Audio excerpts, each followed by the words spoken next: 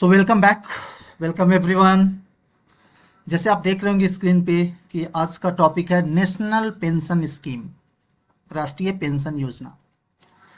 तो मैं आज के इस वीडियो के थ्रू आपको पूरा एनपीएस के बारे में डिटेल समझाऊंगा। एनपीएस अच्छा है बुरा है, एनपीएस में कौन कौन लोग इन्वेस्ट कर सकते हैं, और आपको मोटा मोटी लगभग एनपीएस के थ्रू कितना पेंशन मिल सकती है। और आपके डेथ होने के बाद, या ऑब्वियसली ये तो सत्य है कि सबको एक दिन धरती छोड़ के जाना है, तो जाने के बाद जो आपका पैसा बचा रहेगा एनपीएस अकाउंट में, वो किसको दिया जाएगा। सो ये सारा डिटेल्स आपको मिलेगा इसमें, और विथ स्पेशल फोकस ऑन कि एनपीएस के थ्रू हम एडिशनल टैक्स सेविंग कैसे कर सकते हैं। क्योंकि अभी लास्ट बार जब मैंने टैक्स सेविंग पे वीडियो बनाया, उसमें मैंने एनपीएस डाला था, तो बहुत सारे लोगों ने कॉल करके बोला कि एनपीएस पे एक वीडियो चाहिए, तो इसलिए ये वीडियो मैं डाल रहा हूँ। तो चलिए मैं एक एक करके आपको डिटेल में आगे ले चलता हूँ। सो फ्रेंड्स, पहला है कि व्हाट इज एनपीएस। तो ये स्क्रीनशॉट तो आप रख लो, पढ़ते रहो, एक अलग चीज़ है, बट सिंपल लैंग्वेज में आप समझो कि एनपीएस एक गवर्नमेंट स्पॉन्सर्ड पेंशन स्कीम है। पेंशन स्कीम है ऑब्वियसली, क्योंकि नाम ये नेशनल पेंशन स्कीम, ठीक है। सो ये 2004 में लॉन्च किया गया था बीजेपी गवर्नमेंट के द्वारा। कब लॉन्च किया गया था? जब गवर्नमेंट ने ये डिसाइड किया था कि जो पुरानी पेंशन सिस्टम, जो कि आपका लास्ट में जो आप सैलरी अर्न करते रहते हो उसका 50% एज ए पेंशन दिया जाता था, उस लॉ को ख़त्म करके, उस एक्ट को ख़त्म करके ये न्यू एनपीएस स्कीम लाया गया था 2004 में। और ये डिफेंस में सिर्फ अप्लीकेबल नहीं है, आर्मी, एयरफोर्स और नेवी वालों को अभी भी पुरानी पेंशन स्कीम चलती है। बाकी सभी गवर्नमेंट एम्प्लॉय के लिए ये नया वाला पेंशन स्कीम चलता है।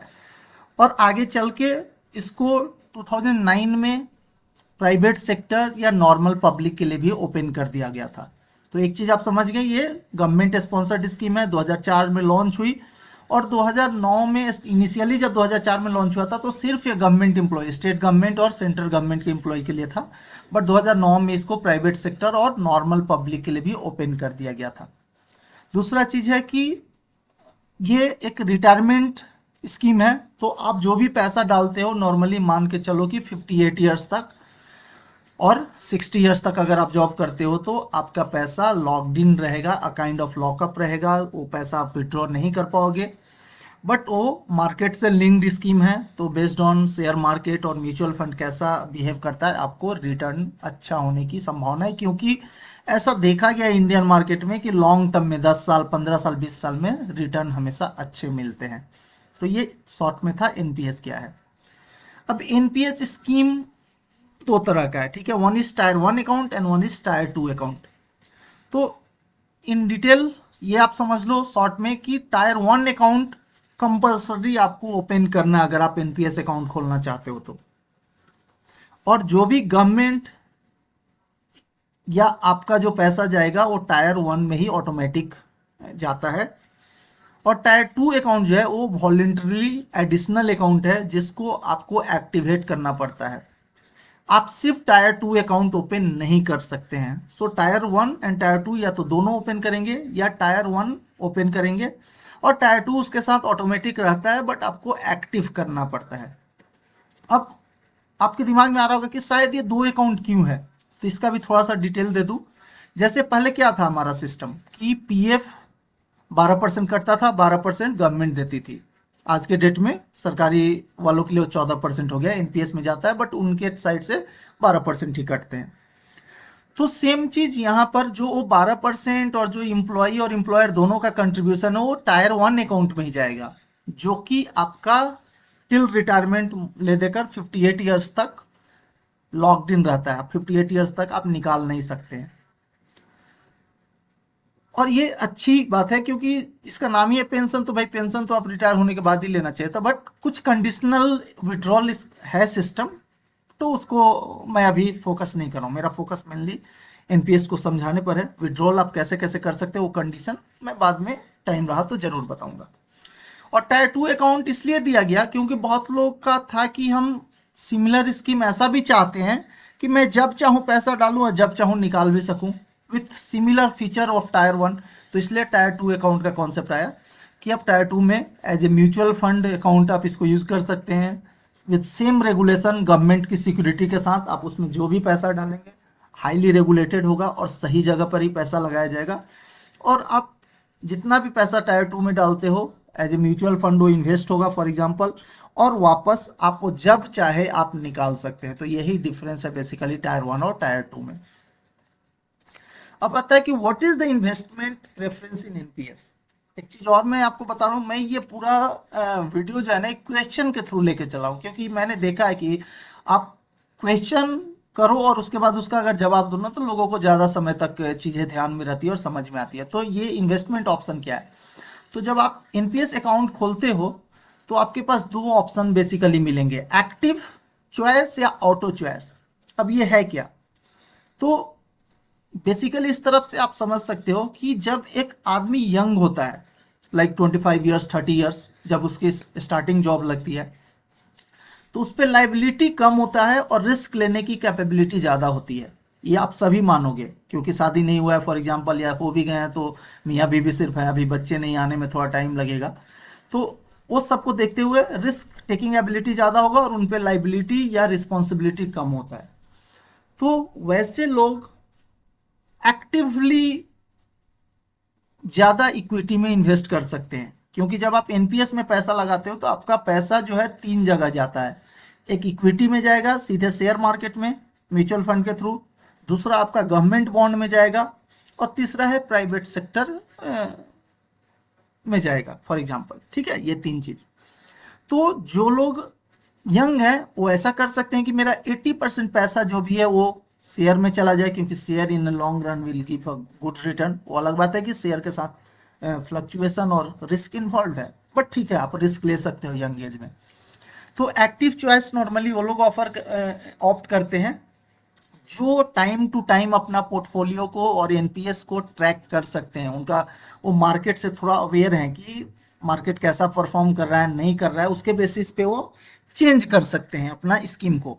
तो स्टार्टिंग में वो एक्टिव करके, एक्टिव जैसे ही करोगे तो क्या आपको स्कीम दे रहा है कि आपको कितना परसेंट शेयर में इन्वेस्ट करना है, कितना परसेंट गवर्नमेंट फंड में इन्वेस्ट करना है, कितना परसेंट बॉन्ड या प्राइवेट फंड ये सब में इन्वेस्ट करना है। और दूसरा एक स्कीम है ऑटो चॉइस।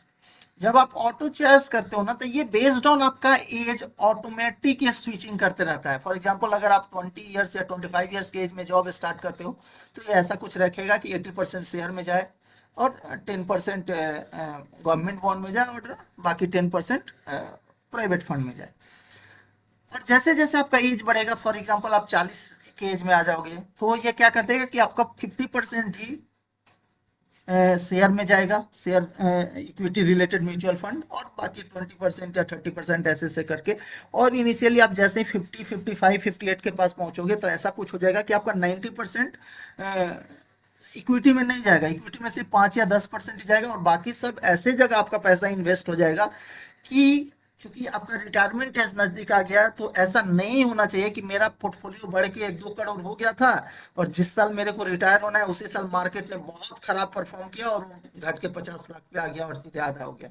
तो ऐसा ना हो, इसके लिए ऑटोमेटिक आपका उस समय पैसा जो है will be diverted toward fixed asset kind of, government bond या गवर्नमेंट सिक्योरिटी सब होता है, क्योंकि वहाँ क्या है आपको 8% 7% 6% जो भी डिफाइंड है वो रेट पे पैसा मिलता है। तो जो है वो एटलीस्ट कम नहीं होगा, उस काइंड का कॉन्सेप्ट आप लोग। और इक्विटी में आपका कम से कम पैसा जाने लगता है ये सोच के, क्योंकि अब आपके पास रिस्क लेने की समय नहीं है और आपको लेना भी नहीं चाहिए। तो मैं उम्मीद करता हूँ कि एक्टिव और ऑटो चॉइस आप समझ गए होंगे। तो जो लोग एक्टिवली मार्केट को ट्रैक करते हैं वो एक्टिव चॉइस ऑप्ट कर सकते हैं, नहीं तो ऑटो चॉइस आप कीजिए। अब है कि बेनिफिट क्या क्या है एनपीएस अकाउंट को मतलब यूज करने का। तो आप देख रहे होंगे, एक तो है कि लो कॉस्ट स्ट्रक्चर, यहाँ पर चार्जेज बहुत कम है, आपको कोई ईयरली मेंटेनेंस चार्ज नहीं लगता है एनपीएस अकाउंट का। ठीक है, सिर्फ आप जब जब कंट्रीब्यूट करते हो तो उसमें से बहुत लो 0.005% इस टाइप का एक परसेंटेज आता है, जो कि 2 रुपया 4 रुपया के आसपास ही होता है, 3 रुपया से कम रहता है टोटल। ये आपको पैसा एज ए ट्रांजेक्शन चार्ज लगता है। दूसरा प्रोफेशनल मैनेजमेंट ऑफ एसेट्स, ये जो भी एसेट को मैनेज करते हैं आपका पैसा को, वो प्रोफेशनल फंड मैनेजर्स होते हैं जिनका अच्छा एक्सपीरियंस होता है। चूंकि ये गवर्नमेंट बैक्ड स्कीम है तो ये उल्लू जुल्लू लोगों को फंड मैनेजर इसका नहीं बनाया जाता है। जो भी होंगे वो एक हाईली क्वालिफाइड एंड प्रोफेशनल लोग होंगे, क्योंकि गवर्नमेंट बैक्ड है। एट द सेम टाइम इससे लोगों का इमोशन अटैच्ड है और ये लोगों का बुढ़ापे की सहारा है, तो ये पैसे को बहुत ध्यान से और अंडर द गवर्नमेंट सुपरविजन लगाया जाता है। नेक्स्ट है प्रोवाइड टैक्स बेनिफिट। तो ये टैक्स बेनिफिट को मैं आगे चल के थोड़ा और डिटेल में आपको समझाऊंगा। यहाँ मान लो आपको सिर्फ इतना समझो कि एनपीएस अकाउंट के थ्रू आप एडिशनल टैक्स बेनिफिट रिसीव कर सकते हो। Next is transparency. Transparency in the sense कि आपका पैसा कितना गया, किस पार्ट में कितना गया, और आप डे टू डे डेली आप अपना ट्रांजेक्शन या लॉगिन करके एनपीएस अकाउंट में ऑनलाइन आप देख सकते हो। और दूसरा चीज़ है ट्रांसपेरेंसी, इसलिए भी कहा गया है क्योंकि एनपीएस सर्विस प्रोवाइडर एक ही नहीं है। स्टेट बैंक, एचडीएफसी, आईसीआईसीआई, आपको मेजर बैंक जितने देखते हैं सब एनपीएस सर्विस प्रोवाइड करते हैं। एट द बैक एंड है सब एनपीएस ही, बट अलग अलग सर्विस प्रोवाइडर है। तो अगर आप कभी खुश नहीं हो तो आप अपना अकाउंट ट्रांसफर कर सकते हो। तो उस टाइप का। दूसरा चीज़ है आपको डाटा टोटली अवेलेबल है इंटरनेट पर कि कौन से बैंक का NPS is performing more better, ठीक है, क्योंकि सबके तो फंड मैनेजर अलग अलग होंगे, तो रिटर्न भी अलग होने की संभावना है। Next control over investment. Fifth वाला पॉइंट वही कि आपका इन्वेस्टमेंट पे कंट्रोल है। आप चाहो तो 90% इक्विटी में डाल सकते हो या 90% फिक्स्ड एसेट में डाल सकते हो। सो ये कंट्रोल आपके पास दिया गया है। नेक्स्ट आते हैं, जैसे मैं बोला था कि टैक्स बेनिफिट मैं आपको एक्सप्लेन करूंगा। तो जहां तक कि आप सभी जानते हो कि एटीसी के अंदर हम लोग 1.5 लाख रुपए टैक्स सेविंग कर सकते हैं। अभी जो लोग स्टार्ट किए जॉब वो लोग भी ये चीज़ को समझने लगेंगे, और जो लोग पहले से हैं वो तो जानते ही हैं। तो एटीसी के अंदर हमारे ये चारों कंपोनेंट आ जाता है, ठीक है। This is what you see including ATCCD2। पहला वाला 4 लाइन जो है ना, ये मैच करके ये चारों का ऐड करके आपको 1.5 लाख ही मिलता है। कहने का मतलब एम्प्लॉयर कंट्रीब्यूशन जो 10% देगा वो आपको एटीसी के अंदर आ जाएगा।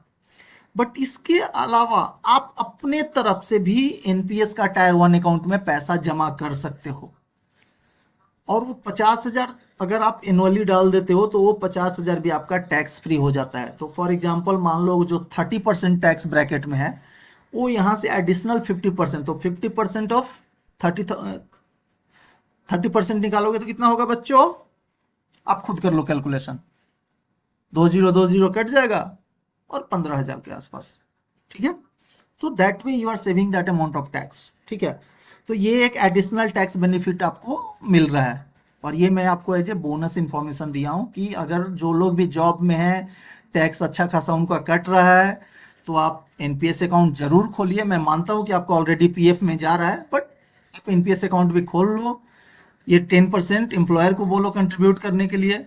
अगर आपका पीएफ अकाउंट है तो एम्प्लॉयर आपको कंट्रीब्यूट नहीं करेगा, बट कुछ कंपनी है वो 10% करती है, वो आपका ही पैसा करती है, बट तो वहाँ पर आपको डबल बेनिफिट मिल जाता है। ये 10% का भी मिलेगा, पीएफ का भी मिलेगा, दोनों एड ऑन होके वो 1.5 लाख से वैसे ज़्यादा नहीं जाएगा, और ये एडिशनल 50,000 आप अपने तरफ से जमा कर सकते हो, उसका भी आपको बेनिफिट मिलेगा। नेक्स्ट आते हैं कि what are the requirement for minimum contribution, मतलब मिनिमम कंट्रीब्यूशन कितना करना है एनपीएस अकाउंट में। तो बहुत ही सिंपल सा चीज़ है, आपको अकाउंट ओपन करते समय 500 रुपये डालने हैं, और साल में 1,000 रुपये आपको मिनिमम कंट्रीब्यूशन करना है सिर्फ। तो ऐसे लोग जो प्रॉब्लम है, कभी कभी उनके पास पैसा आता है नहीं आता है, वो लोग भी अकाउंट खोल सकते हैं। ओपनिंग के टाइम में आप 500 डालो और 1000 मिनिमम आप डालो। ये अमाउंट 1000 जो है पहले 6000 था, बट अब उसको 1000 कर दिया गया है, क्योंकि ये जब कॉमन पब्लिक के लिए ओपन हुआ, क्योंकि कॉमन पब्लिक भी अपना लाइफ और बुढ़ापे को सिक्योर कर पाए। वो अलग बात है कि 1000 डाल के बहुत बड़ा कॉर्पस बनेगा नहीं और बहुत ज़्यादा कुछ सिक्योर नहीं होगा, but something is better than nothing वाला कॉन्सेप्ट को आप लेके चलोगे तो कुछ बुढ़ापे में कुछ भी पैसा मिले वो ज़्यादा अच्छा है एज कम्पेयर टू कुछ ना मिले, तो उस तरह से। दूसरा चीज़ है टायर 2 अकाउंट। आप एक्टिव करोगे उस समय 1000 रुपये आपको डालना पड़ेगा, बट उसके बाद कोई ज़रूरी नहीं, आप कुछ नहीं डालो से कोई मतलब नहीं। एक बार अकाउंट एक्टिव हुआ तो आपका एक्टिव रहेगा। अब यहाँ पर मैं आपको एक बोनस टिप दूंगा, और ये बहुत इंपॉर्टेंट है। जैसे मैं बोला ना कि मिनिमम 1000, और दूसरा चीज़ है कि आपने पिछला ये देखा कि 50,000 आप एक मुश्त डाल देते हो तो अमाउंट आपका टैक्स फ्री हो जाता है। बट मैं आपको रिक्वेस्ट करूँगा कि आप कभी भी, आपको एक्स्ट्रा 50,000 सेव करना भी है तो आप उसको फोर थाउजेंड का मंथली इन्वेस्टमेंट ही कीजिए। क्यों मंथली कीजिए? क्योंकि आप जब मंथली करते हो तो through out the year market कभी अप होता है, कभी डाउन होता है, और उसके बेसिस पे आपको सेम अमाउंट 4000 में कभी आपको 100 यूनिट्स मिल जाएंगे, कभी 120 यूनिट्स मिल जाएंगे, कभी हो सकता है 90 यूनिट्स भी मिले। बट ओवरऑल जब आप देखोगे ना, तो जब आप 12 बार करके 4-4 हज़ार डालते हो तो आपको बहुत ज़्यादा बेनिफिट मिलेगा। और इसी बेनिफिट को हमने magical power of compounding and averaging बोला है। और ये इस पे मैं एक अलग से वीडियो ऑलरेडी बना रखा है, उसको आप जरूर देखो, ताकि आप ये पावर ऑफ कंपाउंडिंग और पावर ऑफ एवरेजिंग समझ पाओगे, और एसआईपी का कितना इंपॉर्टेंस है लाइफ में, और making you rich, making you wealthy, ये चीज़ आपको समझ में आएगा। तो मैं इस वीडियो का यूआरएल इस वीडियो का डिटेल में जरूर डाल दूंगा आपके लिए। अब आते हैं कि who handle investment made from NPS account. NPS account का इन्वेस्टमेंट कौन हैंडल करता है, एक सवाल ये है। और दूसरा है कि क्या मैं एनपीएस इन्वेस्टमेंट और पेंशन फंड मैनेजर को चेंज कर सकता हूं क्या? तो जैसे मैं पहले ही आपको बोला था कि यस, आप अपना बैंक तक चेंज कर सकते हो। आपका एसबीआई में एनपीएस अकाउंट है, आप उसको एचडीएफसी में कर सकते हो। एचडीएफसी से आप खुश नहीं हो, आप उसको पीएनबी में ले जा सकते हो। पीएनबी लग रहा है कि डूबने वाला है नीरव मोदी के भागने के पास, तो आप वहां से हट के उसको कहीं और भी जा सकते हो, आईसीआईसी बैंक या वेयर एवर यू विश। ठीक है, तो ये दूसरा का आंसर है, yes you can do that. Next है कि आपका जो एनपीएस अकाउंट को कौन मैनेज करता है। तो जैसे कि मैं बोला, हर बैंक के पास एक बेहतरीन से बेहतरीन फंड मैनेजर होते हैं। जैसे म्यूचुअल फंड का फंड मैनेजर होता है, वैसे ही एनपीएस फंड मैनेजर होते हैं, जो कि डिसाइड करते हैं। क्योंकि देखो, आप अपने इंडिविजुअल लेवल पे 5,000, 6,000, 10,000 मंथली इन्वेस्ट करते हो, बट पूरे कंट्री से उनके पास मंथली बेसिस पे सोचो लाखों करोड़ों का इन्वेस्टमेंट उनके पास आता है। ठीक है, तो वो पूरा पैसा एक साथ वो डालते हैं। ऐसा तो नहीं है कि आपका पैसा अलग उसका अलग है, ऐसा नहीं होता है। वो पूरा पैसे को फिर डिवाइड करते हैं। हाँ, ऑब्वियसली वहां पर फिर आपका क्या पोर्टफोलियो है उसके बेसिस पे वो रिटर्न सब होता है। आपने अगर 90% इक्विटी रखा है तो वैसे वैसे करके पैसे आते हैं। मान लो आपको 90%, किसी का 30%, किसी का 40%, तो वैसे वैसे पैसा, मान लो उनके पास भी 3 अकाउंट होंगे, वो तीनों अकाउंट में आ जाते हैं इंटरनली जो, और वो पैसा एक साथ कहीं कहीं इन्वेस्ट होता है, और बेस्ड ऑन दैट प्रोपोर्शनेट आपको फिर वापस रिटर्न मिलता है। तो एक अच्छे फंड मैनेजर ही इस अकाउंट को, इन्वेस्टमेंट को देखते हैं।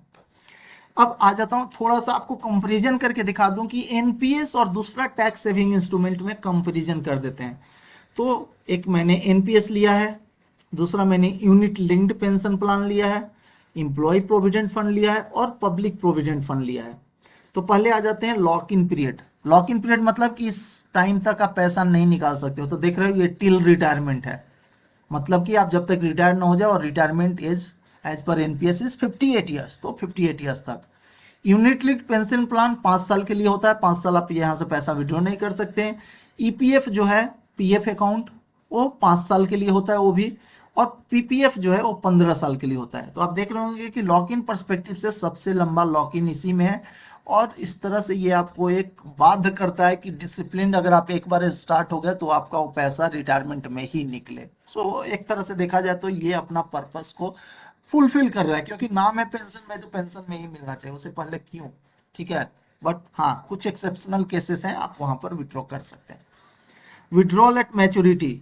अब मैच्योरिटी के साथ क्या है, आप 60% एकमुश्त वन टाइम आप 60% निकाल सकते हो। फॉर एग्जांपल, मान लो आपका पैसा जमा करते करते और रिटर्न जो मार्केट से मिला है वो होकर मान लो 1 करोड़ हो चुका है पैसा at the time of your retirement, तो आप 60% करने का मतलब 60 लाख रुपीज आप वन टाइम निकाल सकते हो, और वो 60 लाख जो है टैक्स फ्री होगा, उस पर आपको कोई टैक्स नहीं देना है।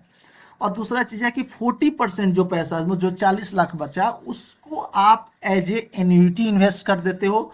जो एनपीएस में फैसिलिटी है, आपको पेंशन के रूप में आपको मिलते रहेगा। अब पेंशन कितना होगा वो डिपेंड करेगा उस टाइम पर, उस समय एन्युटी रेट क्या चल रहा है। तो ये चीज मैं आगे थोड़ा और आपको समझाऊंगा। और दूसरा चीज है, आपको एक चीज और समझा देना चाहता हूं कि यहाँ जो 40 लाख रुपया है वो आपका पैसा एज इट इज बना रहेगा, और उस पर आपको इंटरेस्ट मिल रहा है। तो खुदा न खास्ता जब आप टपक जाएंगे तो जो 40 लाख रुपया है वो आपके नॉमिनी को मिल जाएगी। ठीक है, तो 40 लाख रुपया भी बर्बाद नहीं जा रहा है, आपके नॉमिनी को मिलेगा। ठीक है, अब आ जाते हैं यहाँ पर यूनिट लिंक में 33% लमसम और रेस्ट एन्युइटी में आपको जाना है। ये यूनिट लिंक ये भी पेंशन प्लान होता है, यहाँ पर 33% आप विड्रॉ कर सकते हैं और बाकी आपको एन्युइटी खरीदना ही खरीदना है, मतलब आपको पेंशन के रूप में लेना है। इधर लमसम लमसम है टोटल, मतलब आप विड्रॉ करोगे। उसके बाद रिटर्न क्या है देख रहे हो, 8 से 10% ये दिया है, बट बहुत सारे म्यूचुअल फंड ने दिखाए हैं कि वो 12 से 15% रिटर्न भी दिए हैं, ठीक है। तो that is expected over a long term. दूसरा चीज यूनिट लिंक में क्या है, ग्रांटेड बेनिफिट है 101 से 195%, ठीक है। तो 100 टू 195%, बट ये आपको एनुअलाइज्ड रिटर्न नहीं है 100 टू 195%, बट ये एनुअलाइज्ड रिटर्न है। अब एनुअलाइज्ड रिटर्न और नॉर्मल रिटर्न में डिफरेंस क्या है, इसके लिए भी मैंने एक वीडियो बना रखा है कि मार्केट में म्यूचुअल फंड में कितने तरह के रिटर्न्स होते हैं, एनुअलाइज रिटर्न, कंपाउंडेड रिटर्न, एक्सएक्सआर, एक्सआईआरआर, ऐसे करके बहुत सारे रेट होते हैं। तो उसके लिए आप फिर से वो वीडियो देखिए और आप समझने का कोशिश कीजिए। नेक्स्ट है ईपीएफ में 8.5% और इधर 7 से 10% के आसपास प्रोविडेंट फंड में, बट अभी 7.1%, 7 से 10 नहीं, सॉरी 7.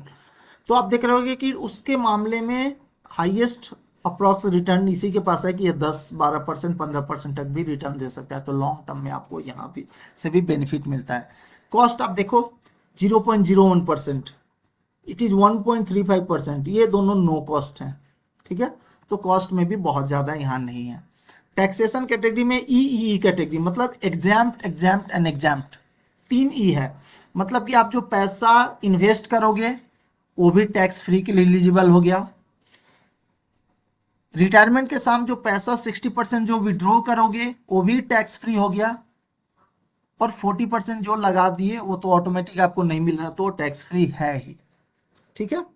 बट यहाँ याद रखना है कि जो 40% पे जो आपको पेंशन मिलेगा वो टैक्स फ्री नहीं होगा, पेंशन विल बी टैक्सेबल। जो आज भी पुराने स्कीम में भी था कि जो टैक्स पेंशन मिलता था वो टैक्सेबल होता था, बट हाँ अगर आपकी एनुअल इनकम पेंशन उनसन जोड़ करके 5 लाख से कम है तो ऑब्वियसली वो टैक्स फ्री हो जाएगा।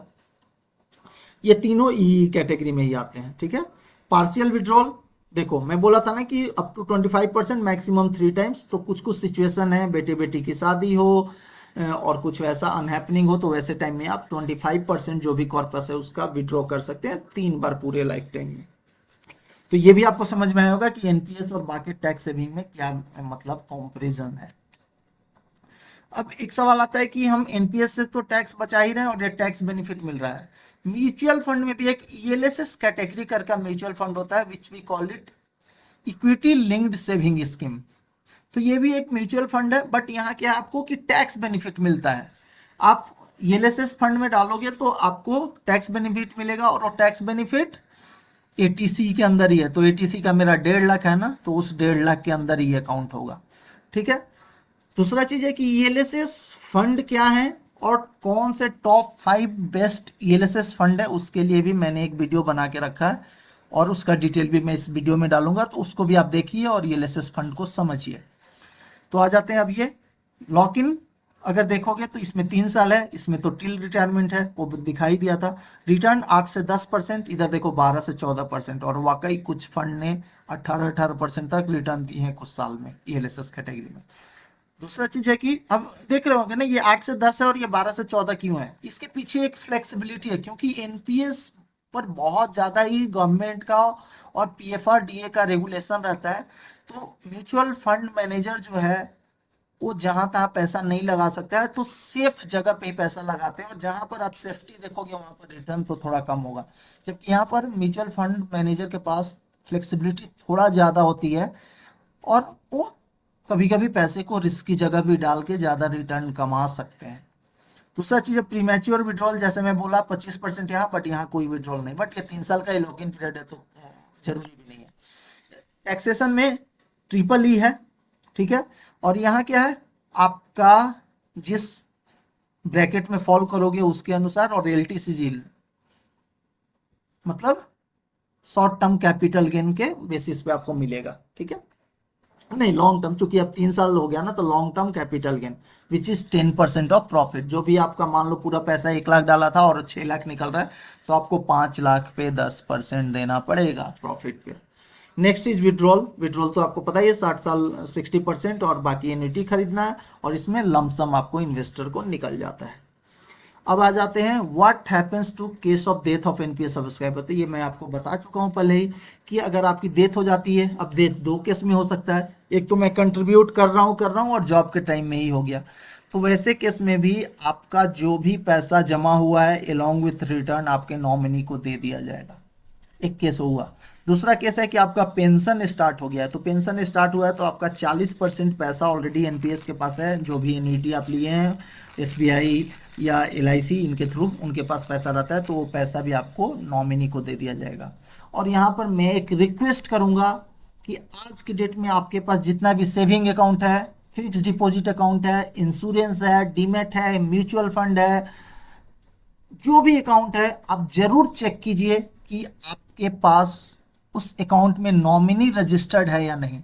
अगर नहीं है तो बिना डिले का आप नॉमिनी को रजिस्टर कीजिए। हमारा ठीक है, हम ऐसा उम्मीद नहीं करते हैं, but all our life is like इतना फास्ट मूविंग हम लोग हैं कि अनसर्टेनिटी है लाइफ में, तो एटलीस्ट हमारे या आपके किसी के मतलब जाने के बाद जो आपका हार्ड अर्न्ड मनी है वो आपके फैमिली को, आपके घर वाले नियर डियर को इजिली मिल जाए, इसके लिए आप नॉमिनी को जरूर नॉमिनेट करके रखो सारे अकाउंट में। नेक्स्ट है, अब आ गया मैं उस बात पे, क्योंकि ये सबसे बड़ा क्वेश्चन है कि पेंशन मिलेगा कितना। ठीक है, तो मैं एक कैलकुलेटर यूज किया हूं जिसमें सिंपली मैं रखा हूं कि 5000 पर मंथ सिर्फ इन्वेस्टमेंट हो रहा है, जबकि मैं जानता हूं बहुत सारे गवर्नमेंट एम्प्लॉय और बहुत सारे प्राइवेट एम्प्लॉय है, नॉर्मल लोग भी हैं जो इसमें 15-15 हजार मंथली भी इन्वेस्ट कर रहे हैं, बट मैं 3-4 कैलकुलेशन लेके चल रहा हूँ कि 5000 पे कितना मिलेगा, 10 पे कितना, 15 पे कितना, और कुछ और कंडीशन वेरी करके। तो जब आप 5000 मंथली करते हो और आपका करेंट एज 25 साल है फॉर एग्जाम्पल, ठीक है, और आगे आप देखोगे कि 60 साल तक आप इन्वेस्ट करते हो, तो आप कितना 35 साल आपने इन्वेस्टमेंट किया, ठीक है, और एक्सपेक्टेड रिटर्न में 10% मान के चल रहा हूँ, लॉन्ग टर्म में ये एक्सपेक्टेड है और मिल सकता है, और एट द एंड आपने 60% पैसा निकाल लिया और 40% ही एन्युटी में लगा रहे हो। और देखो ये रेट में 6% ही मान के चला हूँ उस समय, तो आप देख रहे होगे कि आपने जो पैसा इन्वेस्ट किया वो 21 लाख आपने पूरे अपने लाइफ टाइम में 21 लाख रुपया 5-5 हजार करके जमा किया, बट वो हो कितना गया, वो हो चुका है आपका 1,91,00,000 हो चुका है, मतलब approx 2 crore if you see this. Okay, तो अब चूंकि 60% आप निकाल लोगे, लमसम वैल्यू ये निकाल ले रहे हो, मतलब 1,14,00,000 के आसपास विड्रॉ हो जाएगा and 76 lakh will be put to annuity. तो बेस्ड ऑन दिस एन्युइटी और 6% रिटर्न आपको 38,283 का पेंशन बनता है, which is approx 40,000 monthly pension मिलेगी। दूसरा स्कीम लिया कि आप सेम पैसा है 5,000 ही है, बट एन्युइटी चूंकि आपको 40% का मैंडेट है कि 40% एन्युइटी खरीदना ही खरीदना है, बट आप वो ज़्यादा भी खरीद सकते हो, तो 50% कर दिया, तो सब फैक्टर सेम है। पैसा आपका 21 लाख ही गया, बन के 1,91,00,000 हुआ, और आपको 95 लाख अप्रॉक्स 95 लाख आपको मिल जाता है वन टाइम, और 95 lakh will going to the pension scheme. तो इस केस में जो आपका पेंशन बनता है वो 47,000 के आसपास बनता है। सो यू सी अप्रॉक्स 10,000 का इंक्रीमेंट हुआ है पेंशन में। नेक्स्ट एक स्कीम ले लिया जहां पर 60% में पेंशन के लिए कर रहा हूं और विड्रॉ करूंगा 40% ही, तो ये रिवर्स केस हो गया। 76 लाख आपको वन टाइम मिलेगा और 1,14,00,000 के आसपास पेंशन में चला जाएगा, और इस केस में आपको फिर 57,000 का पेंशन बनता है। सो ये 3 केस आपको समझाने का किया हूँ ताकि आप समझ पाओ कि आपका पेंशन में आप कितना पेंशन आपको चाहिए, उसके बेसिस पे आप डिफाइन कर सकते हो। और एक चौथा मैंने लिया है कि 100%। हो सकता है कि जब आप रिटायर करो आपको उस समय वन टाइम पैसा चाहिए नहीं, आई वांट एवरीथिंग कि मेरे को एज ए पेंशन ही मिले, तो आप 100 का 100% के लिए एन्युटी ले लोगे, तो उस केस में आपको अप्रॉक्स 95,000 का पेंशन मिलना शुरू होगा। So which is approx 1 lakh. But ये ठीक है, ये देखने में आपको 95 लाख और 95,000 आपको एक बड़ा फिगर लग रहा होगा आज के डेट में, बट आज से 25 साल 30 साल बाद जब आप रिटायर करोगे तो ये हो सकता है आज का 5,000 जैसा हो। तो इस चीज़ का भी ध्यान रखना है, और इन्फ्लेशन को लेकर आप कैलकुलेशन करना जब भी करोगे। नेक्स्ट स्कीम मैंने ले लिया कि कोई, जैसे मैं बोला था 10,000 कोई करता है तो उस केस में क्या होगा, सिंपल मैंने लिया 10,000 मंथली और 40%, तो उस केस में 76,000 का पेंशन बनता है। तो ये सारा आप देख चुके हो। नेक्स्ट कुछ नहीं है, क्योंकि मैंने सबसे इंपॉर्टेंट क्वेश्चन यही था कि एनपीएस के थ्रू पेंशन कितना मिल सकता है, तो आपको 4 सिनेरियो के थ्रू एक्सप्लेन किया। और इस वीडियो बनाने के लिए गूगल, टैक्स गुरु और एनपीएस ट्रस्ट का हेल्प लिया गया। So credit goes to them. और and please like and subscribe, और लोगों को शेयर कीजिए ताकि ये इंफॉर्मेटिव वीडियो लोगों के पास पहुंचे, और आसान भाषा में फाइनेंशियल टर्म, जो कि बहुत इंपॉर्टेंट चीज़ है और कॉमन लोग फाइनेंस को बहुत डिफ़िकल्टी समझते हैं और उसको मतलब नहीं समझना चाहते हैं, क्योंकि है आसान, कोई समझाता नहीं है, वो एक कारण है। और दूसरा चीज़ है कि हम खुद भी बस पीएफ में जो कट रहा है 12% वही जा रहा है, हम अपने तरफ से कुछ वैसा नहीं करते हैं कि मेरा लाइफ ही जियो। तो वो सब करने के लिए हमको एनपीएस या जो भी फाइनेंस की चीज़ें हैं उसको धीरे धीरे समझना होगा, क्या क्या फाइनेंशियल टर्म्स यूज होता है। तो दोस्तों, आई रिक्वेस्ट आप वीडियो को लाइक कीजिए, सब्सक्राइब कीजिए, ताकि जो भी अगला वीडियो में ऐसा इंफॉर्मेटिव वीडियो डालूं सबसे पहले आपके पास पहुंचे। So thank you.